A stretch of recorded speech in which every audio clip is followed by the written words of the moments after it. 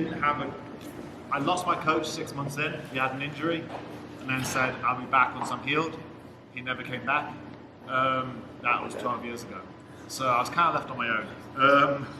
I'm still waiting. Maybe one day I'll wait by that door and he'll come through.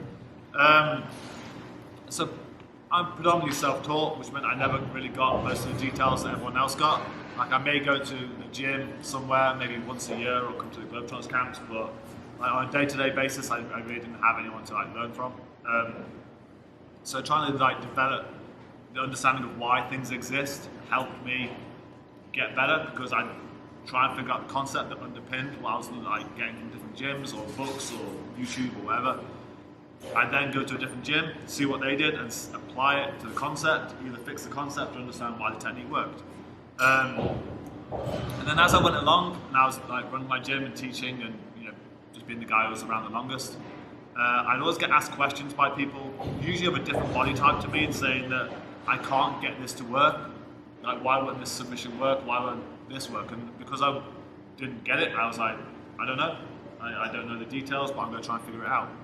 And so the purpose of this class is where I'm currently at and where I've got to with joint locks, how I do them in my gym.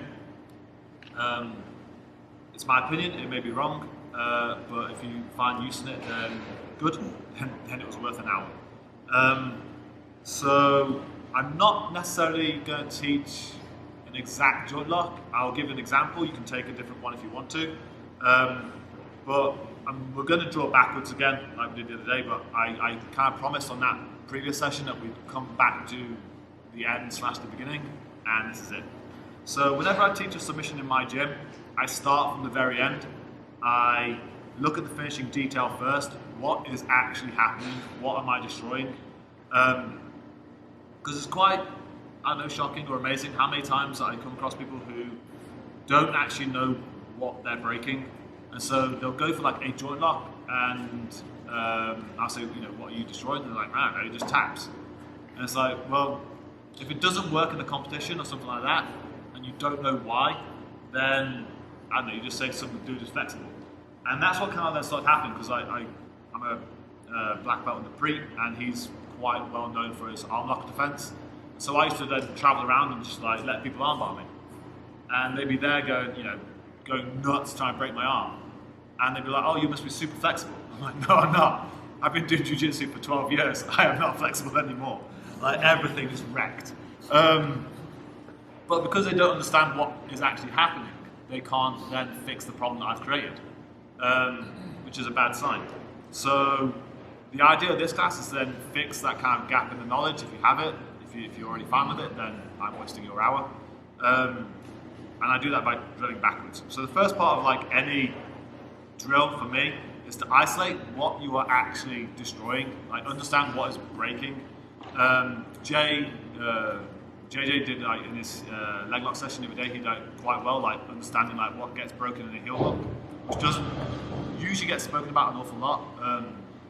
There may be some misinformation about it, such as like the inside like saddle heel hook. Sorry, Kyle, can I borrow you please? Which is your bad name? It's the coloured one, isn't it? Okay, I'll use this one then. So it wasn't until I met like Oliver Tarza, he really broke it down, that I managed to then fully understand what I was looking for when it came to inside heel hooks. Is that he said it was a rip of this inside ligament here, or tear that ligament in two. So it's not a twisting lock, which again, if you just look at the technique as it's presented, you'd think, oh, it's a twisting lock, and then you'll like twist someone to death and nothing happens. But it's something to rip the side ligament here. And so one thing that he said is that he doesn't go onto his back and try and bridge up into the air, because that's about as much extension as I can get. If I remain on my side, I can go this far. So imagine his femur staying exactly where it is, but the rest of me getting to here. And I've used this one in like quite decent high level like invitationals. I remember some dudes just ligament just ripping clean in half when he didn't tap. But because I knew what I was destroying, like I was quite happy doing that to him. He didn't tap, so fuck it. But just so you know, it feels like wet cardboard when it rips. Just if that's going to intrigue you for the rest of the day. And so, yeah, every time I do a submission then, I try and isolate what is actually being destroyed. And then like the general rule, it's not black and white, it's always grey, for joint locks is I want to control above and below the one I'm actually attacking. So once I've isolated like what I'm trying to break, I need to fully isolate above and below that joint. So the finish is very definitive. And this is like the crux of the lesson. Like if I'm ripping this ligament, that is what is being destroyed. The control after that, like the next step backwards, is exceptionally personal to you. Like it's completely different across the board, and that's kind of it's a celebration of us all. That's the idea of this session. Like how I hold his leg is going to be very different to every other person in this room. Like I am 7'5" and I have super long legs, so how I hold a leg has to be very different because I leave a lot of gaps. It's very hard for me to remove gaps. While someone who is 4 foot and a fag end, that means cigarette in the UK, right? It might mean something different here. It's going to be very different. You have short legs, so how you grip the legs is going to have to be very different. And so, how I grip someone who's got tree trunks, like for legs, it's going to be very different to how I grip someone who's got really scrawny legs.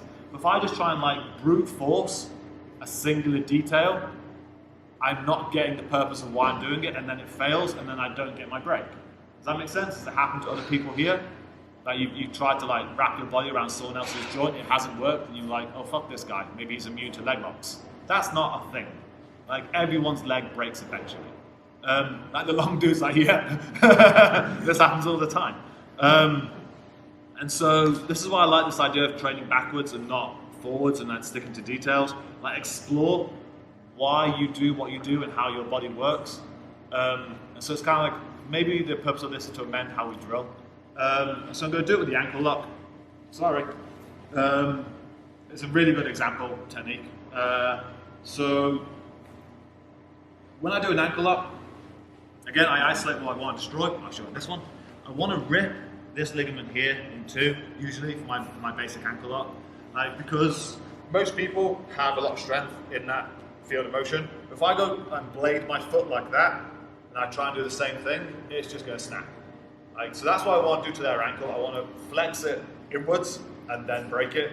So I've isolated what I'm destroying. That's the first stage. Really explore what is going to die. Second stage then is controlling above and below. And the main kind of defense to ankle locks is to put the boot on, which means I'm not controlling one side of that joint if you can put the boot on. If I am applying this concept directly, I should be able to control your knee and control your foot, right? If I'm not controlling your foot, that means the boot can come on, which means you're going to escape the ankle lock. So, I'll turn around this way. So when I go for an ankle lock here, I'm not putting that much pressure on the Achilles, I am ratcheting around the foot. If I just hold onto his ankle, put the boot on, and he can flex his toes, you can just defend that ankle lock. But if I wrap myself around his toes now, I put the boot on. It's not there. So if I go for my ankle lock now, it's already on. And there's nothing you can do about it. So the reason I say this is a class about joint locks, but not really, is because what is actually a joint lock? So the joint lock is the final break. It is the snapping of the arm, the snapping of the ankle. The thing that comes before it, this control position, is a position. So everything, like every submission you have, has a name prior to the break. Like we call this ashi. We call so if I go for an armbar,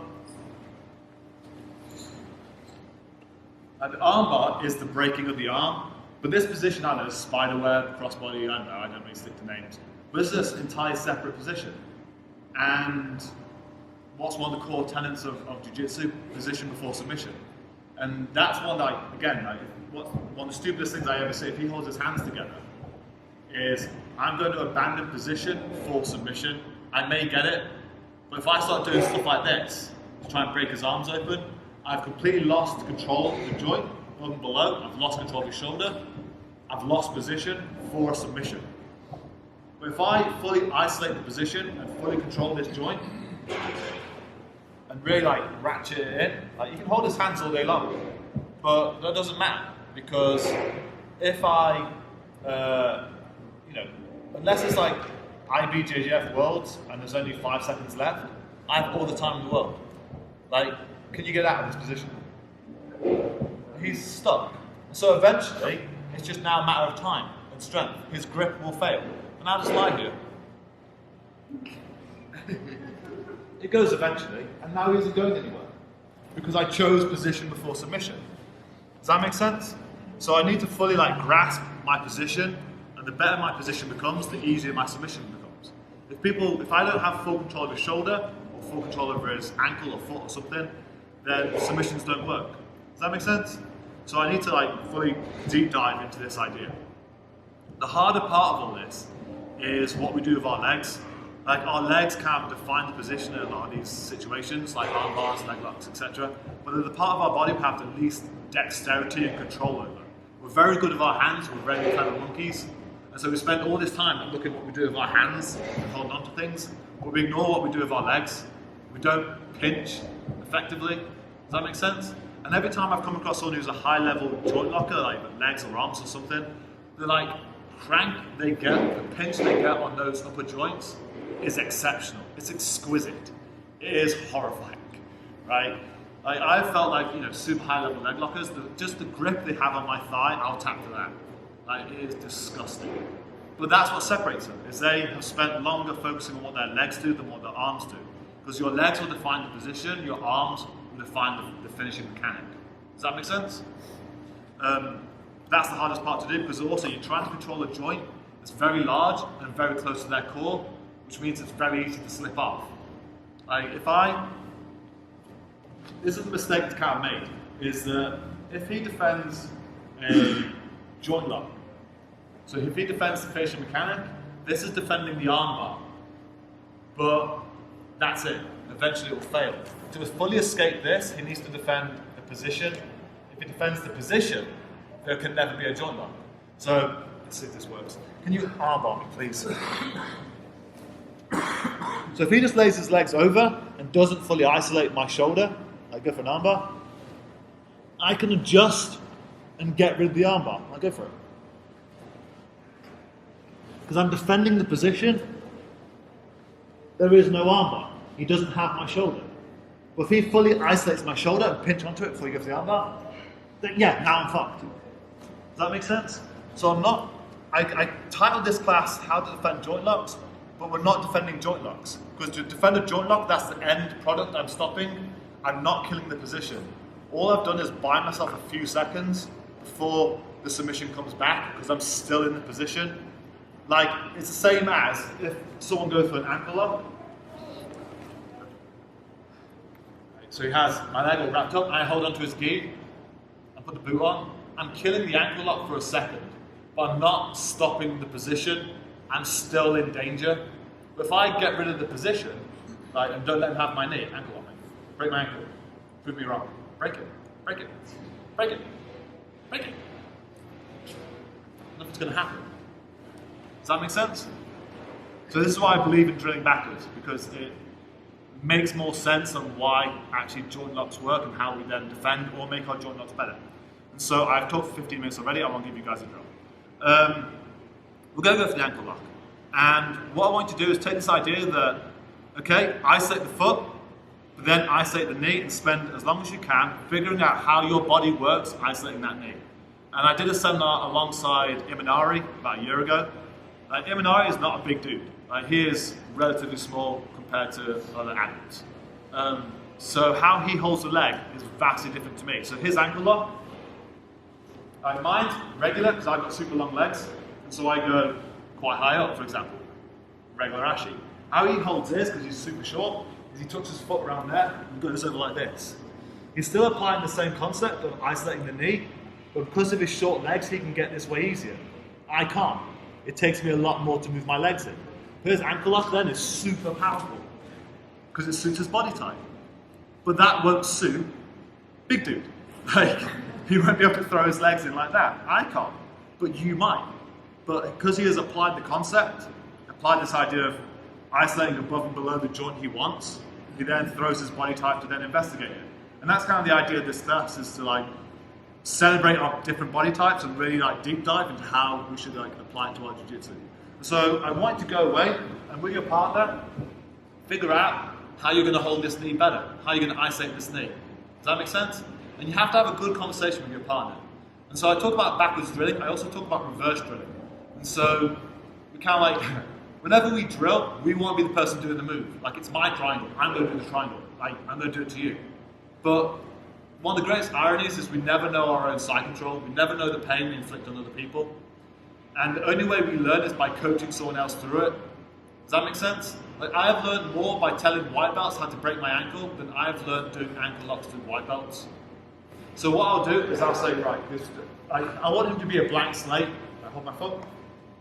So just let's wrap it all up. Put your weight over my little toes. That's not good. Go a bit deeper with your elbow. That's tight. Okay. Roll your weight over my big toe. Oh, that's way tighter. Yeah, I can't move that. Now just roll like your shoulder a little bit backwards over. Yeah, that's way tighter. I can't move my foot down. But I wouldn't have known that. Because all we do is we ever get to this like end position and we get a tap and we don't know the pain we inflicted. But because I've asked him to do it to me and blank slated it, like he has no prejudice, that he just is like going directly on what I say, I fully know now that when I go for his foot, I want it deep and the weight over his big toe. But I wouldn't have learned that otherwise. Does that make sense?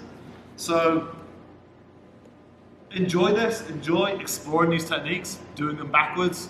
Know your enemy, I want to destroy this ligament, and then have that conversation with your partner, drill backwards, drill reverse, and isolate the foot, isolate the joint below the one you want, fully wrap around it and get that kind of mutual feedback, and then fully latch onto the knee. And I want to, again I said the other day, I don't like this divide between black belt and everyone else.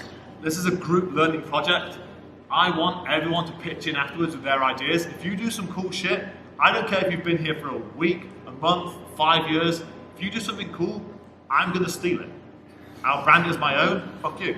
I have the black belt. But you may do something over here with a certain body type that might be very similar to someone over here and think, oh shit, I didn't even think of that. And then they'll adopt it. And so we all learn, like there's 100 people all learning together. I think that's fascinating. And so that's literally how I do all my classes, and we grow together. Like everyone has these different ideas and finds different things. It's like, you know, it's on a computer or something. And so, yeah, go away, do an ankle lock, but fully deep dive into that position and have that conversation and make it better. And we'll come back in 5 minutes and share ideas. Sound cool? Thank you. Off you go. Cool? Not cool? Any cool ideas? No cool ideas. That's a bad sign. I got one. No. Like, any details that you guys saw and stuff like come out with, I want to know them. Like, what did you do? I have a question. Sure. Charles showed that taco grip on the foot. Yeah. Can you do that taco grip with like the sticks? So I'm trying to figure out how to do it, but it feels like the foot is rotating. So Sven Groten, he did an ankle lock class at, I think, the Iceland camp last year, and he did some ankle lock stuff from Aaron Milan, who's one, I think it was Black Belt from Danaher or Enzo, and he makes a taco grip with his elbow. He manages like the way Sven described it is he pinches his elbow towards his lat and makes the foot bend in half that way just with that strength alone. So yeah, like, but again, it sticks with the idea of how do I fully isolate the foot, and so finding a way of rolling my shoulder over everything is pretty much that exactly what he was talking about. So yeah, you can just try and imagine that like where their toe, their little toe and their big toe are, and just try and make them meet in the middle, just using your elbow and your lat, and it'll probably work. And just like pinching it together. Anything else? Any cool ways that people hold the knee? Yeah. No, show me. I'm interested. Okay. So like it's kind of like a lockdown. Like have you ever done lockdown for auto? Yeah. Oh, cool. I haven't seen that one. I've done this a few times. Yeah, I'll probably try that. Thank you. Okay. I'm going to steal that. But I like this here. I find it really interesting because people have like massive different body types. I mean, I've always had like 3 or 4 people ask me like, what's the Imanari one? Again, because it suits his body type. I've adopted it when I'm against super tall guys. Like I have a guy in my gym who's about 6'10", so I can't reach his hip. So I don't. But I know what I'm trying to do, and so I apply the concept. Does that make sense? So I latch onto his knee using more of an Imanari grip. Same as like I think Oli Geddes does a similar kind of one, but he's a bit longer, it's like a rotor. Which was hooking over there and then going over the top. So he gets a similar, he creates like a pinch using his foot into the knee here. Does that make sense? It's also why I think the terror lock works as a defense to ankle locks. Again, because it applies the concept in action. So if someone goes for an ankle lock on me, like a regular cat grip, actually, and I, again, so understand the concept, he's attacking my knee, he's pinching my knee, isolating my knee. I get hold of his foot, free my knee, and then drive my knee down into the ground here. I've now used my knee in the floor to control his knee while freeing mine. So he could go nuts, like go and break my ankle. Like, it's never going to work. But because I've isolated his knee with the ground, my ankle lock works fine. Does that make sense? But again, it's the concept in action. Like, we control above below the one we want, and then we get joint locks. And one of the side effects of this is, again, like, we defend joint locks much earlier than we think by destroying the position. If you just defend by putting the boot on, you're still stuck there. Eventually your strength will fail, assume your strength will fail, assume you're fighting a monster, and your ankle will break. If I defend my knee, I'm fine. Does that make sense? It's why we, like, the main defense against heel hooks is to free your knee line. The main defense against, good arm bars, Dad's arrived, is defending your shoulder. What's the defense to Kimuras? Roll over. Like the same with our players. If I do a forward roll, come on you guys. So we do this already, but then it's finding a better way to like how we apply our body and how we can make our submissions better, make that control position better. Does that make sense?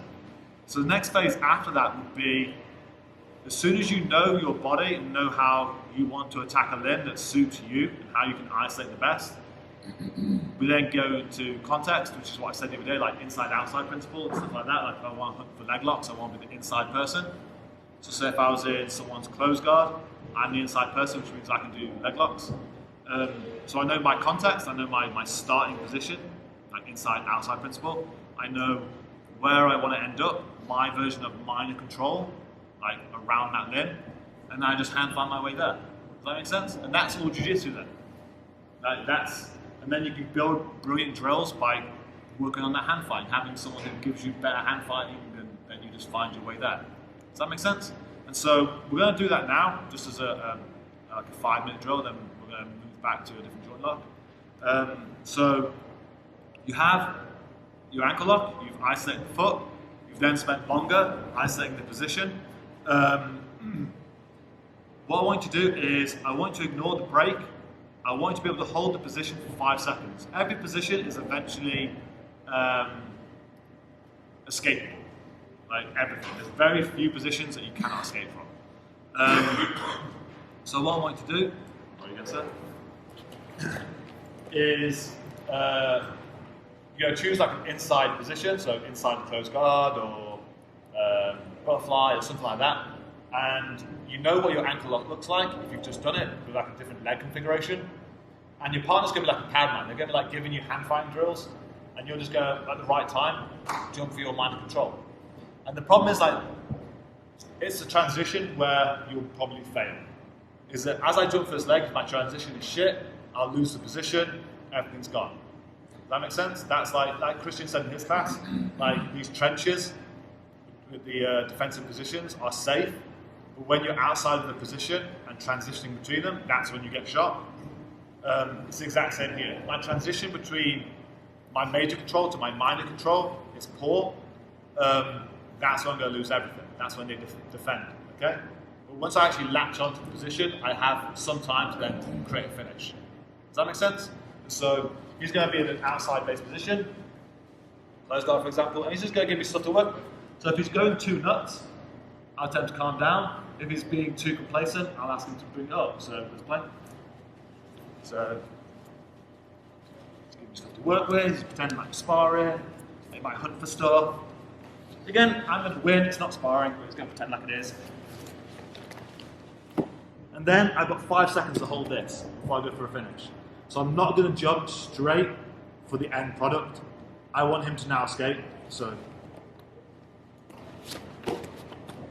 cool. If he escapes, I need to improve on my minor control. So I go back to it again. And then we have that feedback. It's like, why did that break? He didn't just break. I don't want, again, build the problems up. One of the most brilliant things that Preet ever said to me, he's ignoring me, is anything you do not do it to your peers, because you will fail. So if I learn something new, don't then go and do it to, like, if I was a blue belt, don't then go do it to another blue belt. Because then it will fail and you'll then think, it's shit, it doesn't work, and you took it in the bin. Anything you do, go do it to a white belt first. Or even like a beginner. Like if you're a white belt, go do it to like someone brand new off the street. Because then you are, they give you smaller problems to deal with. They give you like 2 problems, you go, I'll fix that. And then you go to a blue belt, they give you like 2 or 3 more problems, I'll fix that. And then a purple belt, brown belt, etc. And so anything I do in my gym, like I will not go to my brown belts first and try it on them, because they give me too many problems and I'll fail it and I'll think the technique doesn't work. One of the stupidest things I ever did was when Preet taught open guard, real chicken, is I went to go try it on another brown belt from a different gym, he smashed it apart and I thought it was broken. It wasn't until the following day that Preet said, build up through the belts before you do this shit. I was like, that was my mistake. And so I did. I then did it against white belts, blue belts, purple belts, and then went back to that brown belt and it worked fine. Does that make sense? And so the same thing with this drill here. Don't just suddenly ape out and smash their shit. Give them problems. So, like if you're holding onto my ankle, here, I'm going to start testing it. Right, okay. So I'm going to say like little bits. Like, okay, just pinch that down. That's good. And then I'll start ramping it up, but only incrementally. I don't want to suddenly ape out and just like destroy shit, because then we don't know what went wrong. Does that make sense? So he's going to jump for his minor control, and then I'm going to like add problems to try and break it. If I can't break it, it's awesome. If I can, we'll try and fix it at the point it broke. Does that make sense? So you're going to go from this hand fighting situation, again, ramp up, ramp down, depending on your skill level and how comfortable you feel with the technique, and then break it, fix it, make your control better. Because again, one of the problems we do is you jump to the fucking cum shot at the end, and like we ignore the control. Like we go straight to the arm bar, we get the arm bar, and that's your turn to drill. Yet we didn't learn anything about control at that point. So we have to like isolate this control part out. We know the end. It's a very small part of jiu-jitsu. It's the control that like we fail on. And so spend longer on that. Count for a count of 5. If they can't do it, also if they can, then you need to improve. Does that make sense? Off you go. Try it. Ankle locks. So who was having a problem then actually getting their joint lock to work, to get their position to work? Some people? Yeah? Exactly, it's hard. And the problem is that again, you know, the kind of the way we drill sometimes, when we do like 5 each, and we're not really in the moment, and we just like, you know, we go, imagine if I'd done that in a normal way. Imagine this if this is the drill. Come right, sir. Right, so we're going to do ankle lock. Okay, I'm going to open his guard. I'm going to go for Ashi, go put my foot under his butt, put my foot over his hip, and I'm going to go for my leg lock. He's going to tap, and then I do 4 more, he does 5. Okay? And then I come to use it in sparring, he gets out. I'm like, well, that didn't work. But I've learned nothing. Yet doing it this way, I've now improved how I hold his leg. I understand how I'm supposed to hold his leg. And he understands how he's going to escape his joint locks better. And also we've developed new and interesting ways of getting into it. Our hand fighting, we found that kind of sensitivity of the right moment to go for that leg lock.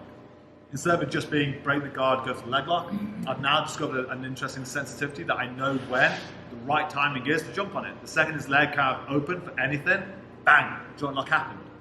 Does that make sense? I find this super interesting. This like way of drilling makes way more sense to me. Hopefully it will inspire you in some way. Who knows? It may be wrong. Thank you. So we'll go for something else. Again, I find it interesting. We'll go for arm bars. There's no such thing as going from side control to arm bar, really. There's side control, the major control position, to spider web, whatever you call it, the minor control position, but then the arm bar's on the end. Does that make sense? So we're going from position to position, and then a submission. So I rolled with a very good black belt the other day, and he was holding onto his arm, and whilst I was holding onto his arm, I used that moment to latch onto his shoulder more. And once I was fully latched onto his shoulder, it was done. Like, he wasn't going anywhere, and eventually his grip failed. So all he did was buy himself time, but that buying of time actually let me improve my position. So it worked in my favour. Sometimes I will let people have their arm back, and whilst they're like dicking around with their hands, I'll improve my grip on their shoulder. And so eventually when it does fail, they can't go anywhere. And so, again, we'll do it backwards. Understand your enemy, it's the arm. Understand above and below, shoulder and wrist. And investigate how you're going to hold that shoulder better. And it's amazing how much we only actually grab onto the bicep. So, sorry, I'm bullying you today. Let's see if you lie down. If I go for an armbar, I'm just like, I'm gripping onto his bicep. I actually don't have his shoulder. Okay? But I put his shoulder all the way through, and now latch onto it. Now I have that joint. Now it feels like I may get this armbar a bit better. But this suits my body type. Like they say, don't cross your ankles behind the ear. Of course you can. Now I definitely have a shoulder, so I'm going to put my heels into my ass. One of the brown belts in my gym, she's very good at arm bars, but she doesn't do it this way because her legs are so short. So what she does is this. All her arm bars are like this. Entirely different. But she finishes it every single time. But again, she's applying the concept. She's latching onto their shoulder. But she finds this way easier to get into because she's got super short legs. I don't, so I find this super difficult. But can you move your shoulder much? It's super tight. But again, she investigated how it should work for her body, and now she's adapted it, working backwards. I know where I want to be, the position, I know my start positions, side control, mount, back control, whatever. I'm now going to find my way into that suitable mind control for me. And now she has really slick arm bars, so don't get out. Does that make sense? And so, again, investigate. Find how your body works. Like, get that feedback off your partner, do the backwards reverse drilling, guide them through it, how they latch onto the shoulder, because again, you don't know the kind of pinch you create until you tell someone to do it to you. Investigate it. You go? Let's have some interesting times. And then, again, like I've been to enough of these camps, I've seen so many amazing black belts, and they've all got great details, like how they hold the shoulder. And it's a case of not just looking at one, thinking that's how I should do it, but taking everything they say and looking at it as why they're doing it. Like, you know, if someone does like a ankle up class and they say, oh, they grip the knee this way, well, that, yeah, it probably suits their body perfectly. We can take a detail of how they've done it, like a foot placement or something like that. Like, again, I looked at what Imnara said. Again, I know I can't use it because I'm too long, but I understood why he did it. But I have then been able to apply that to other parts of my game when the moment was called for it. It's the exact same here. Again, it's a celebration of how we're different and how we should apply it to our jiu-jitsu. So, again, going back another step, we'll go for like an armbar entry if you want to do it from side control, if there's a specific one you like, and you're going to drop into your minor control that you just worked on. And as you drop into it, your partner's then going to build up that kind of incremental destruction of your position. So, say if it was like from side control, so go for a armbar from side control. You go to the minor control, let it do it, so go for it. Damn, that's tight, you've worked on that one. Okay, do it again. Well, now I'm going to build incremental problems in. So, if we're sparring, he goes to the arm. Let's start defending my shoulder, because that's the one that's closest to me. Go for it.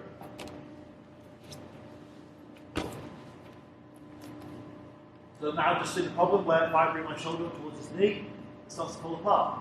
So now I'm going to ask the find a way of like maybe latching on my shoulder a bit more this way. Now, yeah, I can't. So now it feels tight. So we've just improved his arm bar. Does that make sense? So again, incremental problems to try and break that core joint position problems that I've created. Make sense? And again, what I've just done is I've improved my knowledge of escaping joint locks. Just by accident. Okay? Enjoy. Off you go.